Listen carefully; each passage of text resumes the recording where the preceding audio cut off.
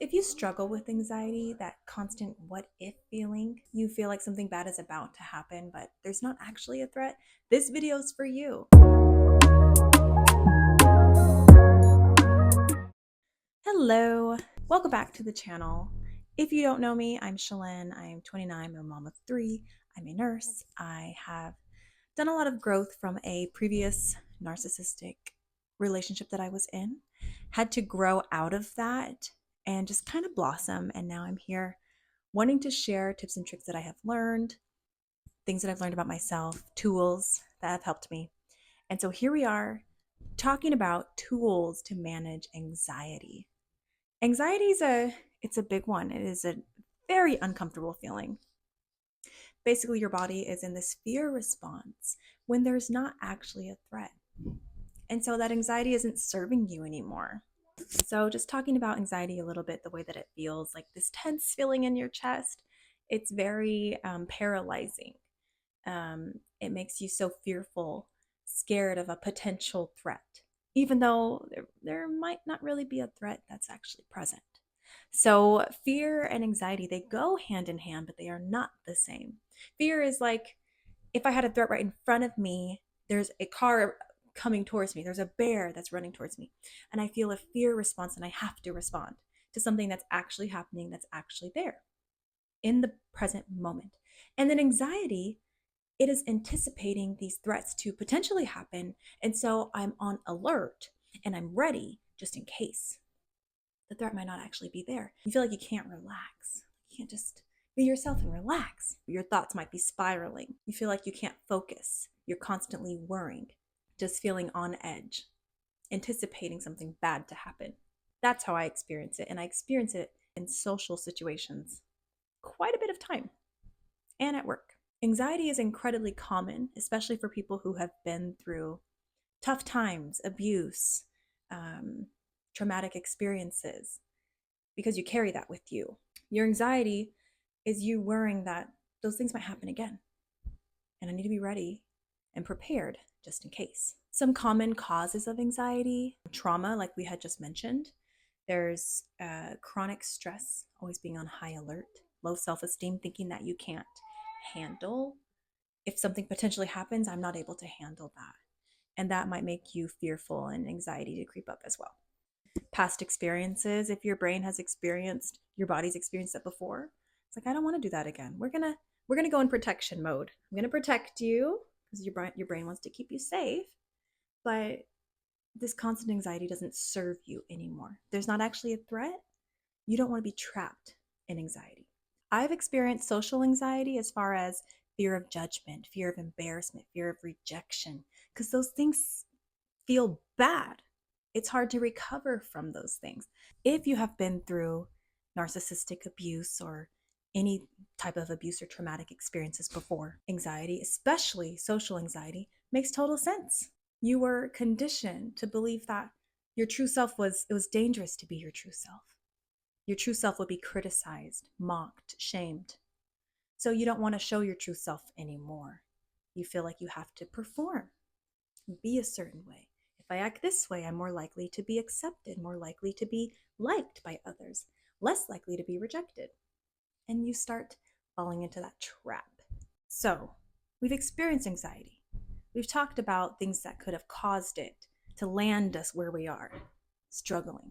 Now I want to talk about tools that can actually help you to break free. Now, I just want to give a disclaimer. This is something that I learned in therapy. It's something that I have used, and I noticed it actually worked. It built my confidence. Tool number 1, opposite action. What is opposite action? Basically, it's me versus anxiety. It's you versus your anxiety. Your anxiety is going to want you to be fearful, to step away, to not make that phone call, to not approach those people, to not post the video on YouTube like I'm doing. Anxiety says, don't do it. People are going to judge you. What if you say the wrong thing? What if you do the wrong thing? People are going to notice. They're going to make fun of you. You're going to feel embarrassed, rejected. You think these thoughts, you're feeling this instinct to stay in, to hide, to stay in fear. Opposite action tells you, okay, I understand that's what I'm feeling. We're going to do the opposite. I don't care about what anxiety has to say. I'm doing the opposite. Anxiety says, hi, I'm showing up as me today. Anxiety is all about avoidance. The anxiety is going to prompt a response in you. Do not listen to that response. Okay? All right. For me, it would happen to me if I would be at work and maybe I want to go take my lunch. And I start feeling anxious because I need to talk to a different person and ask if I can go to lunch. And there's a possibility that they're going to say no or whatever reason. And I start feeling anxious. It's just an example. Instead of just listening to the anxiety, okay, I'm not going to ask. What? Why? Challenge it. What's the worst case scenario? They say no. Okay, then what? You wait? Cool. That's fine. Go ask and go do the thing. No avoiding. Avoidance fuels anxiety. If you decide to go do it anyway, anxiety, it will no longer control you. It doesn't have power over you. Anxiety is powerless over me because I make my own choices, not my anxiety. I do. You can kind of have that attitude like I'm an adult, okay? I feel anxious about making this phone call. I don't know what they're going to ask me. What if I'm not prepared? What if I don't have my information ready? All these different things, which I'm sure we all go through sometimes. Just make the phone call. What's the worst case scenario? They have to wait a little bit while you gather your stuff. So go do it. Think about it. Is the worst case scenario really going to hurt you or kill you? No. I'm really talking to myself as well because I was in that position and it still happens, but I have a counter argument. Anxiety does not win. So I know I've given a lot of examples as far as opposite action, avoidance. If you let the anxiety win, you're teaching yourself that you cannot handle these situations. Avoidance gives temporary relief, but it makes the anxiety stronger over time. Whenever you face these situations, you're teaching yourself that I can handle this. Your confidence grows. Do you have to face your fear? Yes. Yes. And it might put you in a strange position, but if you make a deal with yourself, the opposite action. I told myself, I'm doing it. We're trying it. Go do it. Don't spend all this time thinking about it. Just go do it. You really can start building that confidence. And the more you do that, the more capable you believe yourself to be, the less anxiety has power and control over your decisions, over the things you do, the things you say. It's very freeing because it's not controlling you. Do you still feel anxiety? Absolutely. I still have it. I have anxiety, but I have a counter argument and I do not let it control me. When you realize that you have these fears, nothing catastrophic is happening, say you step out, you do the thing, and nothing bad happens. You approach that person, you ask your question, do what you need to do, and you're like, nothing bad happened. Nothing catastrophic happened. I'm still alive, I'm breathing, I'm standing, I survived. I have these fears for no reason. The threat is not real.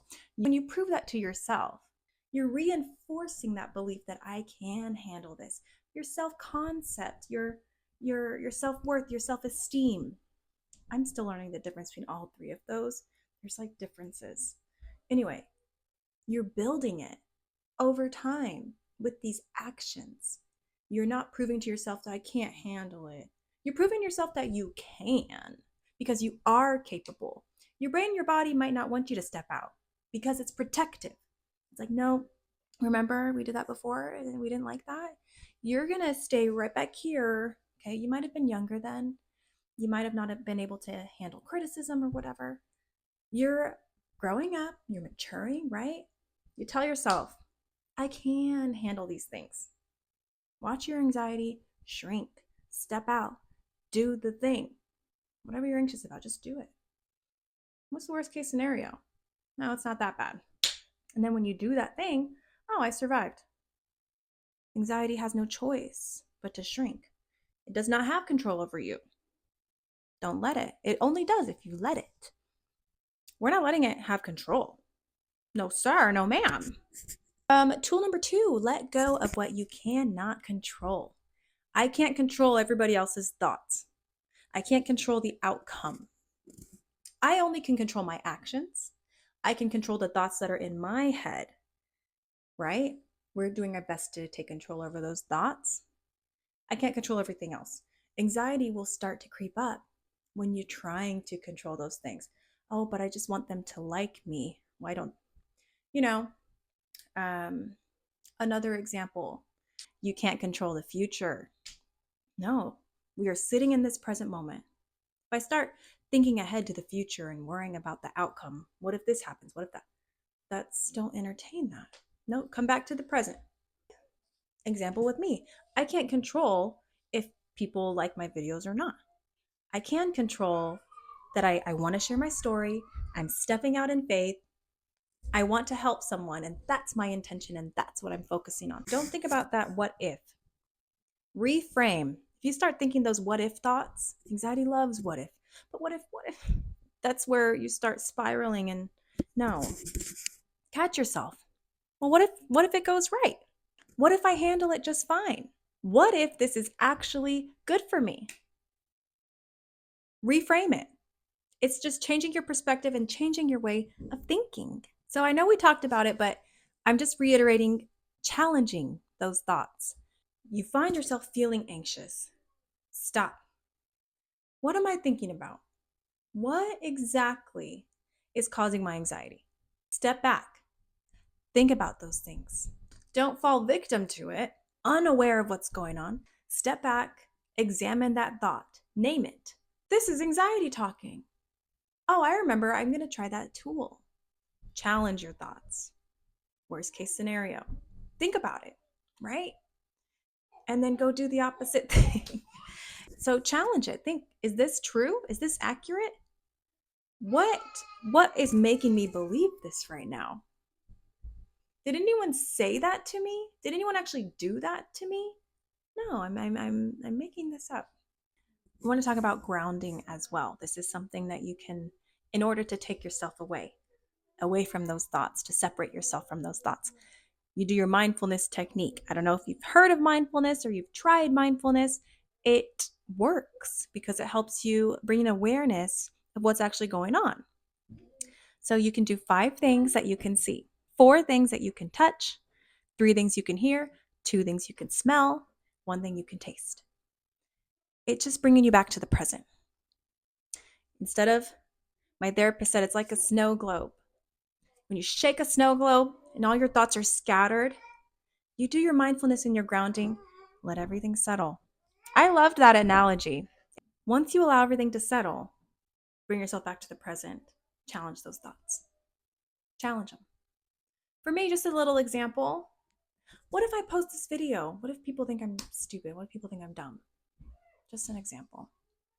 Has anyone ever told me that? No. And what would I tell a friend who felt this way? There are specific scriptures about anxious thoughts as well. In Philippians 4:7, do not be anxious about anything, but in every situation by prayer and petition, bring your requests to the Lord. Matthew 6:25-34, do not worry about tomorrow. Tomorrow will worry about itself. When you're anxious, ask yourself, what's one thing I can do right now? Take a walk, pray, journal. Do the thing that you are avoiding. Anxiety does not have to control you. You have tools. You have the ability to face it, reframe it, ground yourself, be mindful, and keep moving forward. It's not about never feeling anxious. It's about not letting anxiety make decisions for you. And you're stronger than you think. So in closing, thank you for listening to this video and tuning in. I hope that something was useful to you, that you're able to walk away from this and try it. Practice it, write it down, study it, look these things up. Like and subscribe if this was useful to you. I'm going to be posting more videos about things that have helped me, and I'm willing to share. I want to share. Thank you for tuning in, and I will see you in the next video.